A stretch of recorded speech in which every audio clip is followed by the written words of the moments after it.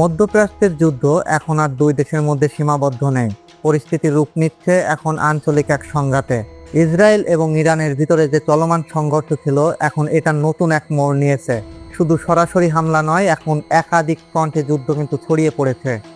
সবথেকে বড় আর ভয়ানক পরিবর্তন হলো এই যুদ্ধে নতুন শক্তি জড়িয়ে পড়েছে, যা এই পরিস্থিতিকে করে তুলেছে আরো জটিল ও ভয়ঙ্কর এবং বিপজ্জনক।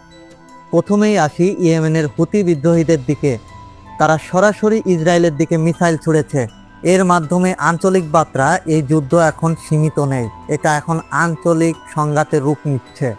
শুধু তাই নয়, লেবাননেও উত্তেজনা বাড়ছে। হিজবুল্লাহ সীমান্ত এলাকায় রকেট হামলা চালাচ্ছে, ফলে ইসরায়েলকে একসাথে একাধিক দিক থেকে হামলার মুখোমুখি হতে হচ্ছে। বিশ্লেষকরা বলছেন এটি একটি মাল্টি ফ্রন্ট ওয়ার, মানে এক দেশের বিরুদ্ধে একাধিক অঞ্চল থেকে সমন্বিত চাপ তৈরি করা হচ্ছে।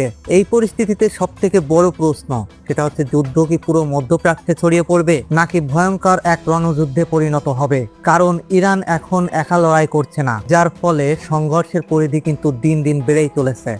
অন্যদিকে ইসরায়েলও কিন্তু থেমে নেই, তারা একাধিক জায়গায় হামলা চালাচ্ছে এবং নিজেদের প্রতিরক্ষা আরও শক্তিশালী করছে।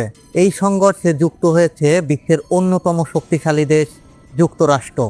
ইতিমধ্যে সামরিক যে উপস্থিতি সেগুলো দ্বিগুণ বাড়িয়েছে এবং পরিস্থিতি পর্যবেক্ষণ করছে, এবং একের পর এক তারাও পাল্টা হামলা চালিয়ে যাচ্ছে। বিশেষজ্ঞরা আশঙ্কা করছেন যদি যুক্তরাষ্ট্র সরাসরি যুদ্ধে জড়িয়ে পড়ে, তাহলে এই সংঘর্ষ একটি পূর্ণাঙ্গ আন্তর্জাতিক যুদ্ধে রূপ নিতে পারে এবং বিশ্বযুদ্ধের প্রলয় কিন্তু ডেকে এনে আসতে পারে। এই যুদ্ধের প্রভাব শুধু যুদ্ধক্ষেত্রে সীমাবদ্ধ নয়, অর্থনীতিতেও এর বড় প্রভাব পড়েছে। এর একটি সবথেকে বড় কারণ হলো তেলের দাম বাড়ছে এবং আন্তর্জাতিক বাজারে প্রচুর পরিমাণে চাপ তৈরি হচ্ছে, এবং গুরুত্বপূর্ণ যে সমুদ্র পথগুলো সেগুলো এখন ঝুঁকির মুখে পড়ছে। বিশেষ করে রেড সি এবং হরমুজ প্রণালী এখন অত্যন্ত স্পষ্টকাতর এলাকা হয়ে উঠেছে। সব মিলিয়ে বলা যায়, এই সংঘর্ষ এখন আর শুধু একটি দ্বিপাক্ষিক যুদ্ধ নয়, বরং এটি ধীরে ধীরে একটি আঞ্চলিক সংকটের রূপ নিচ্ছে। এখন প্রশ্ন একটাই, এই যুদ্ধ কি এখানেই থামবে, নাকি বড় ধ্বংসক্ষেত্রে রূপ নিবে, নাকি আস্তে আস্তে বিশ্ব তৃতীয় বিশ্বযুদ্ধের দিকে এগিয়ে যাচ্ছে? এটাই ছিল আজকের সর্বশেষ আপডেট।